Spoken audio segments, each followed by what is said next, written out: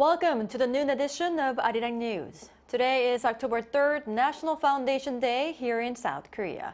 I'm Kim Bo-kyung. New Japanese Prime Minister Shigeru Ishiba plans to have his very first in-person meeting with President Yoon Suk-yeol next week on the sidelines of the ASEAN summit in Laos. This, according to Japan's public broadcaster NHK on Thursday.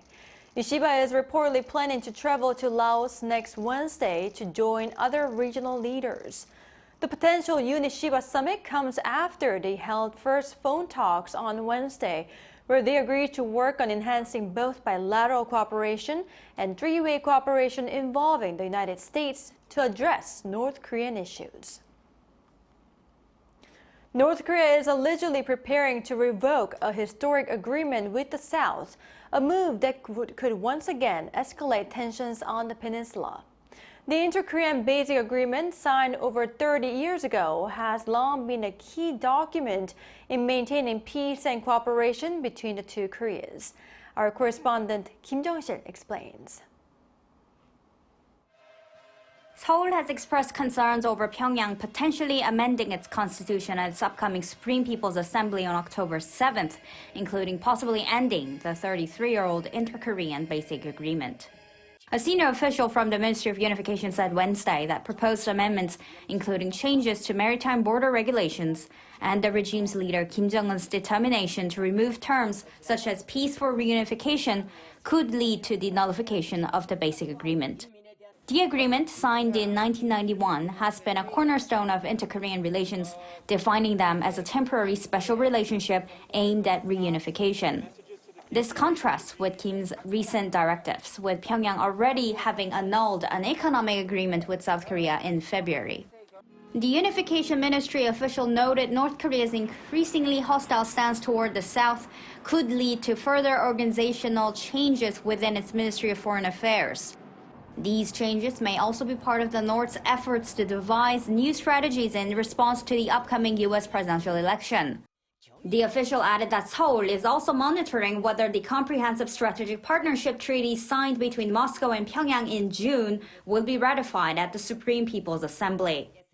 The official noted the potential for rising tensions on the Korean peninsula as North Korea appears to be institutionalizing hostile relations against the South. Kim Jong-sil, Arirang News. In the Middle East, an Israeli airstrike in central Beirut, Lebanon's capital, has killed at least 6 people and left at least 7 injured.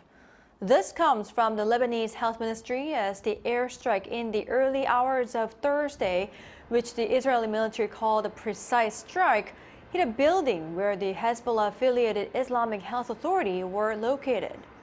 Meanwhile, Israeli forces have engaged in ground operations in southern Lebanon against Iran-backed Hezbollah fighters after Iran launched its largest ever attack on Israel on Tuesday. Now in culture, South Korean pianist Lim Yun-chan won the Gramophone Classical Music Awards for the piano category in London on Wednesday. 2 of his albums, Liszt's Transcendental Etudes and Chopin's Etudes, were shortlisted, with Chopin's Etudes winning by a single vote.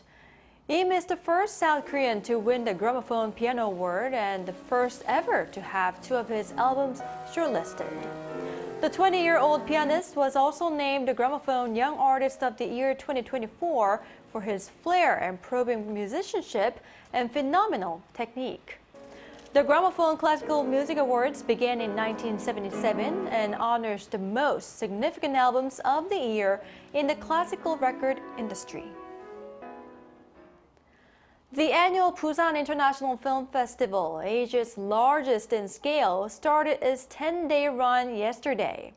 Our culture correspondent Hong Yu-jin reports from Busan on what to expect at this year's edition. It's that time of the year when cinema lights up South Korea's southern port city of Busan. The annual Busan International Film Festival began on Wednesday with the opening ceremony at the Busan Cinema Center, with actors, directors, and producers gracing the red carpet. This year, 278 films will be screened over 10 days, including side events.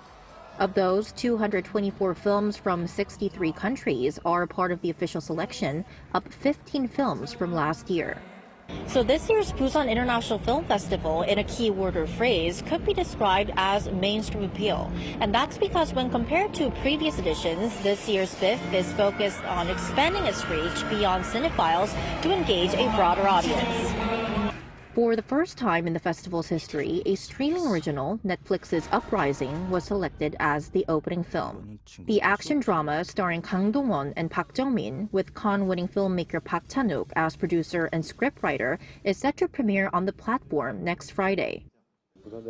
I'm so happy our film was chosen as the opening film and to be back at the festival after so long. I have a lot of fight scenes with other characters and worked hard to express various emotions.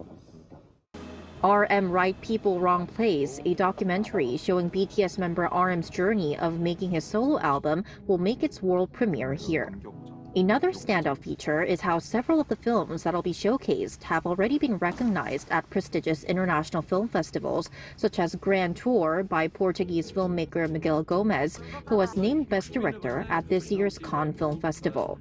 The opportunity to enjoy a diverse range of films is an exciting experience for the audience, particularly for those with an interest in or connection to the film industry. My impression is that the Busan International Film Festival has a pretty solid reputation and is up there with some of the film festivals that get the most traction culturally. I'm so excited to see a film that my friends produced, and it's a film that takes place here in South Korea and Jeju Island. I am majoring in film production, and I hope someday the movie I film could be screened at the Busan International Film Festival. Those interested can reserve tickets on the festival's official website or on-site. 송유진, 아리랑 뉴스, 부산.